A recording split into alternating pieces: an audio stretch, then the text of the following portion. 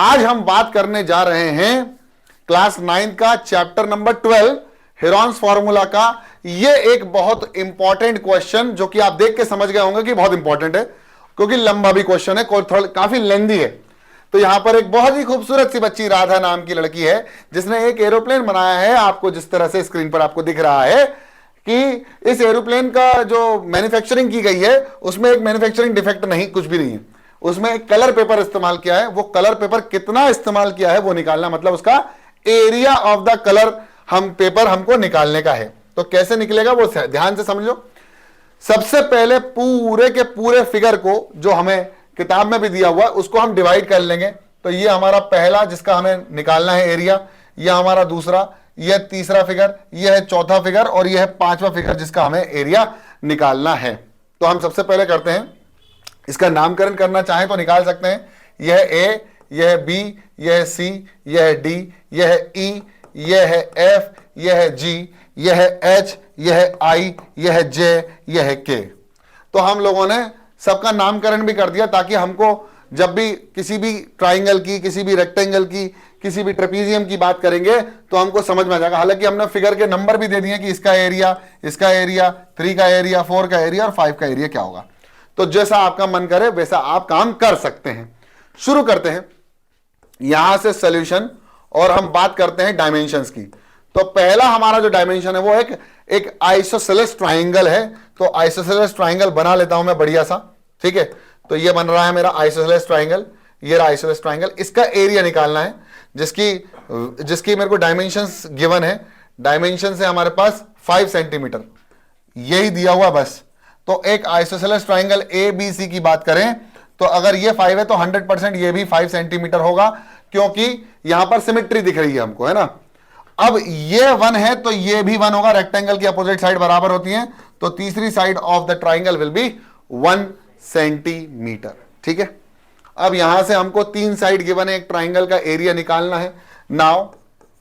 Now area of triangle A B C will be equal to under root of S minus A, S minus B, S minus C, ठीक है।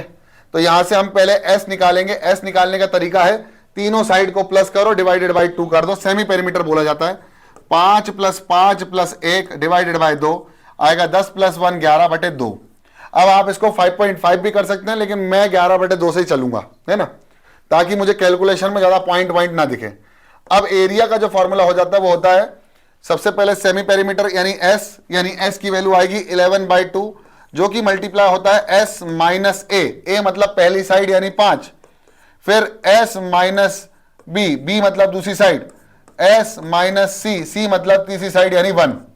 और यहां से मैं इस खूबसूरत से क्वेश्चन का प्रारंभ कर दिया है, ठीक है।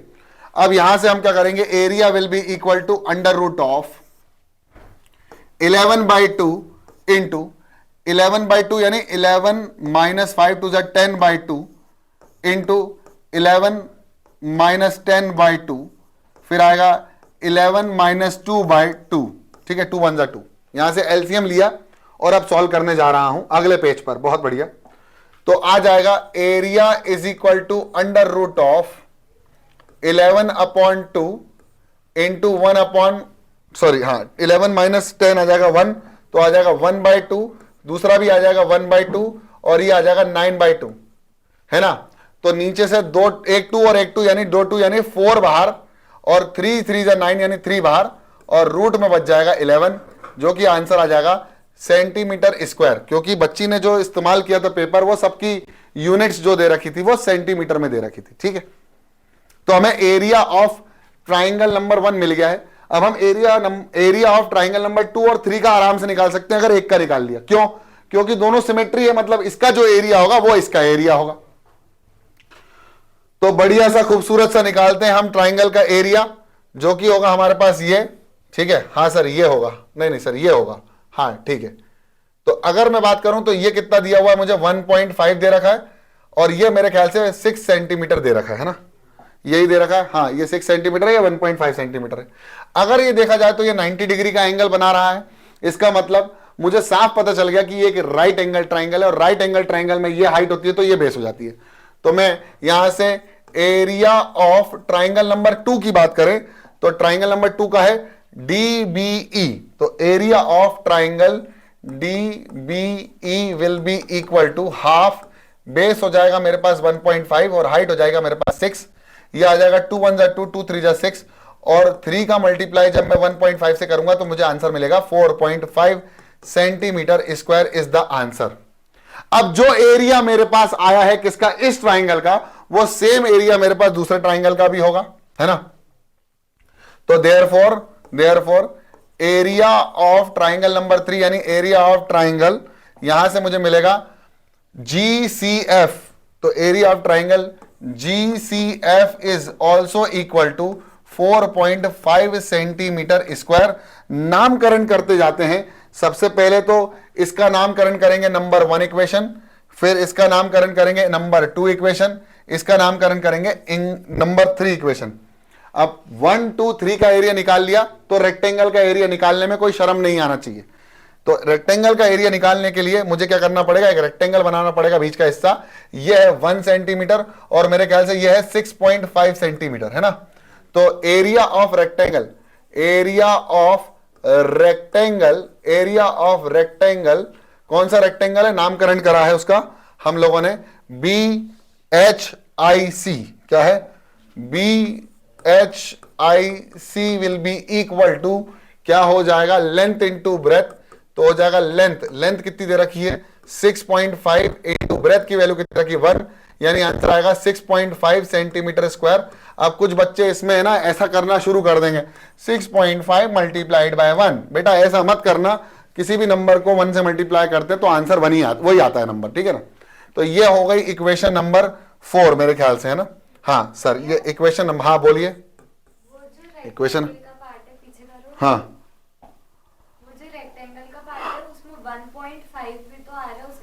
बेटू ये 6.5 मेजरमेंट यहां से दे रखा है, हाँ। किताब ध्यान से देखो, तो इतनी लेंथ है बस, तो उसमें आ गया ना दीदी, मैं ये थोड़ी कह रहा हूं कि 6.5 यहां से, ये 6.5 यहां से है, तो इसकी तो मुझे जरूरत ही नहीं है ना। तो वो जो उसका वो पार्ट है वो ट्रायंगल में ऐड कर रही है ना अपन।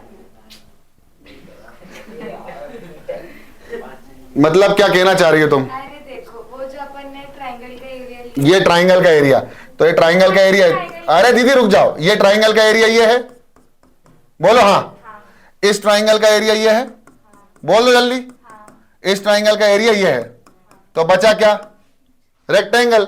अब इसका ये लेंथ है 1 सेंटीमीटर ये है और ब्रेथ कितनी है 6.5, किताब में क्वेश्चन देखो, इसको निकाल लो अलग से, मैं इसलिए अलग अलग बना रहा हूं, लेकिन तब भी कुछ घोंचुओं को ये समझ में नहीं आया, ठीक है, कोई बात नहीं, अच्छे बच्चे हैं सब लोग, डाउट पूछ लेना चाहिए। हो सकता है हमारी जनता डाउट पूछना चाह रही होगी लेकिन सबको डर लग रहा होगा पूरे सर से आज, क्योंकि आज मैं गुस्से में हूं। कोई बात नहीं बेटा, मैं कभी कभी रहता हूं गुस्से में, कोई बात नहीं बेटा, बातें मत करो, ठीक है। अब हम ट्रेपीजियम का एरिया निकालेंगे, बहुत बढ़िया। इसकी लेंथ है 1 सेंटीमीटर, ये लेंथ भी है 1 सेंटीमीटर, ये लेंथ है 1 सेंटीमीटर, और मेरे प्यारे बच्चों इसको ताजा ताजा खबर में ऐसे 1 सेंटीमीटर मत लिख देना, है ना, सब 1 था तो ये भी 1 है सर, ये 2 है, अबे गिवन है, और उस इक्वेशन को नंबर 4 दे दिया ना, हाँ बढ़िया। अब सबसे चैलेंजिंग पार्ट इस ट्राइंगल का एरिया, इस ट्रेपीजियम का एरिया निकालने का सबसे चैलेंजिंग पार्ट। अब वो चैलेंजिंग कैसे, वो समझ लो। ट्रेपीजियम का एरिया जो होता है, यानी area of trapezium, area of जो ट्रेपीजियम होता है मेरे प्यारे बच्चों, वो एक्चुअली में होता है half into sum of parallel sides into height, मत बोल देना, इसको बोलते हैं, कुछ बच्चे बोल रहे हैं डिस्टेंस बिटवीन पैरेलल साइड, या मैं कहूं perpendicular distance between parallel side. अब पैरेलल साइड तो आपको दिख रही है 1 है और 1 है, लेकिन इन दोनों के बीच का डिस्टेंस हमको गिवन नहीं है। तो अब इस कंडीशन में, ऐसी सूरत में आपको करना क्या, अपनी सूरत बिगाड़ना नहीं है, अपनी सूरत को सीरत में लेके आना है। सीरत का मतलब होता है चरित्र, तो चरित्र में लेके आ जाओ। अच्छी शक्ल दी है भगवान ने, अच्छा अपना चरित्र बनाओ। अब कैसे बनाएंगे चरित्र, देखो ऐसे बनेगा, पहले कंस्ट्रक्शन करो, चरित्र बनाने के लिए कंस्ट्रक्शन करना पड़ता है। अबे इसका चरित्र बोल रहा हूं मैं ट्रेपीजियम का। अब बन गया, अब हमारा ट्रेपीजियम दो पार्ट्स में डिवाइड हो गया। एक है पैरेललोग्राम, किसी को नशे हो रहे हैं, नींद आ रही है तो कृपया नींद मत लो। एक है पैरेललोग्राम और एक है ट्राइंगल। अच्छा ये पैरेललोग्राम है, इसका मतलब क्या है कि ये अभी 1 सेंटीमीटर का हो जाएगा, बताओ। हाँ, अब ये 1 है तो ये कितना हो जाएगा 1 सेंटीमीटर, बचा हुआ पार्ट भी कितना हो जाएगा 1 सेंटीमीटर। समझ में आ गया? नहीं समझ में आया सर? नहीं समझ में आया सर, नहीं आया। हम लोग गधे हैं, हम लोग गधे हैं। देखो बेटा, ये 1 सेंटीमीटर, ये भी 1 सेंटीमीटर, ये भी 1 सेंटीमीटर, ये 2 सेंटीमीटर, ठीक है पूरा। जब इससे लाइन पैरेलल ड्रॉ करी ऐसी, अरे सर पैरेलल करो ना, हाँ ले, तो ये 1 है तो ये भी 1 होगा क्योंकि पैरेललोग्राम बन जाएगा। ये पैरेलल टू ये पैरेलल टू ये 1, तो ये सामने वाला इतना, इसका कितना हो जाएगा 1, टोटल कितना था 2, ये कितना 1, तो बचा हुआ कितना होगा 1। तो यहां पर हमारे पास आ गया एक इक्विलैटरल ट्राइंगल। अभी समझ में आ गया? क्या बात है मेरे घोंचुओं, बिल्कुल समझ में आ गया सर, बढ़िया, ठीक है ना। तो सबसे पहले मैं इक्विलैटरल ट्राइंगल का एरिया निकालना चाहूंगा। क्या है इक्विलैटरल ट्राइंगल का एरिया जिसकी साइड 1 है? अबे होता है √3/4 a²। तो now area of trapezium will be equal to area of equilateral triangle plus area of parallelogram. क्या होगा? एरिया ऑफ पैरेललोग्राम, ठीक है ना। यह बात समझ में आप सभी को मेरे प्यारे बच्चों आ गई होगी, ठीक है।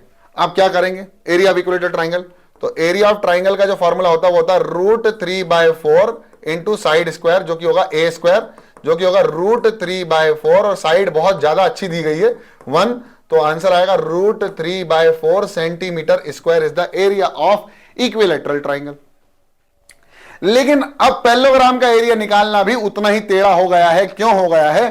क्योंकि हमको क्या चाहिए? हाइट चाहिए, यानी ये इन दोनों के बीच का डिस्टेंस, परपेंडिकुलर डिस्टेंस चाहिए। बेस तो मिल गया है लेकिन हाइट नहीं पता है, तो हाइट निकाल लो। ऐसे ऐसे बनाओ हाइट, ये parallel distance, parallel distance, parallel distance, parallel distance, height, ये रही सर हाइट। तो क्या मेरे पास एरिया आ गया ट्राइंगल का? हाँ सर। तो अब उसको हाफ बेस इंटू हाइट में पुट कर दो। ये हाइट है, ये बेस है 1 सेंटीमीटर, ठीक है। एरिया हमको पता है, area is equal to half into base into height. Area कितना आया sir? √3/4 is equal to half into base कितना आया है सर 1, हाइट कितना आ जाएगा सर h। ये 2 ऊपर गया तो 2√3/4 इज इक्वल टू h, 2 1 जा 2, 2 2 जा 4, h आ जाएगा √3/2। मेरे को हाइट मिल गई है, मतलब ये हाइट h आ गई है √3/2। देयरफॉर एरिया ऑफ पैरेललोग्राम, तो पैरेललोग्राम का एरिया हो जाएगा बेस इंटू हाइट, बेस है 1, हाइट है √3/2, जो कि आंसर आएगा √3/2 सेंटीमीटर स्क्वायर। अब इन दोनों को ऐड कर देंगे तो मेरे प्यारे बच्चों आ जाएगा total area of the trapezium. तो इसी खुशी में एरिया ऑफ ट्रेपीजियम किस तरह से आ जाएगा वो देख लो। तो area of trapezium will be equal to किसके बराबर होगा? √3/4 प्लस √3/2। एलसीएम हो जाएगा 4, ऊपर आएगा √3 प्लस 2√3, तो आंसर आएगा 3√3/4 centimetre square is the area of trapezium, and we can say that equation number 5। अब कुछ मत करो, equation number 5, equation number 4, equation number 3, equation number 2, equation number 1 को प्लस कर दो। तो करेंगे now total area of the paper required, जितना उसने पेपर लिया था, तो हम करेंगे equation number 1 plus equation number 2 plus equation number 3 plus equation number 4 plus equation number 5। इन सबको ऐड कर देंगे तो मेरे प्यारे बच्चों आ जाएगा आंसर। कौन सा आंसर आ जाएगा sir? Area of the paper required to make that aeroplane. बहुत शानदार, रॉकेट लग रही है लेकिन एरोप्लेन है, ठीक है। तो सबसे पहले इक्वेशन नंबर 5 जो आई है वो आई है 3√3/4, तो आएगी 3√3/4 एडेड टू इक्वेशन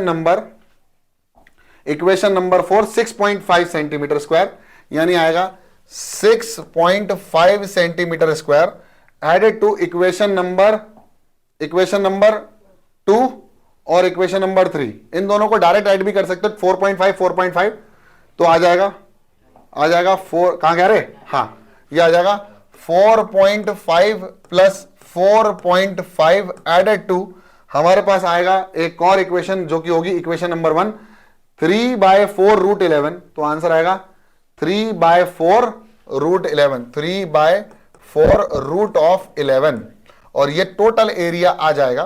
तो आंसर आएगा इन सब का, इसका ऐड आएगा 9, तो 9 plus 6.5 plus 3/4 root 11 plus 3/4 root 3, इन दोनों को ऐड कर देंगे, 9 6 15, 15.5 यानी 5.5 प्लस, अब इन दोनों का एलसीएम लेके सॉल्व कर सकते हो, तो एलसीएम इन दोनों का आएगा 4 रूट 3 रूट 11 प्लस 3 रूट 3, है ना, इन दोनों में से 3 कॉमन भी ले सकते हो, तो आंसर आएगा 15.5 प्लस 3/4, आंसर आएगा root 11 plus root 3, and this is your overall answer of the area of the paper required to make that aeroplane fly away from the sky in the gravitational field of earth with the escape velocity under root of 11.2 kilometer per second is the answer। समझ में आ गया? अबे इस speed से जाएगा तो अर्थ पर कभी वापस नहीं आएगा, इसको बोलते हैं एस्केप वेलोसिटी। फिजिक्स भी घुसेड़ दी सर आपने, बधाई हो। तो ये रहा क्वेश्चन, आई होप आपको समझ में आ गया। समझ में आ गया तो जल्दी से इसको लिख लो, दिमाग में तो लिख लिया है, यानी फोटोकॉपी कर ली, अब कॉपी में भी फोटोकॉपी कर लो फटाफट। फटा पोस्टर निकला हीरो।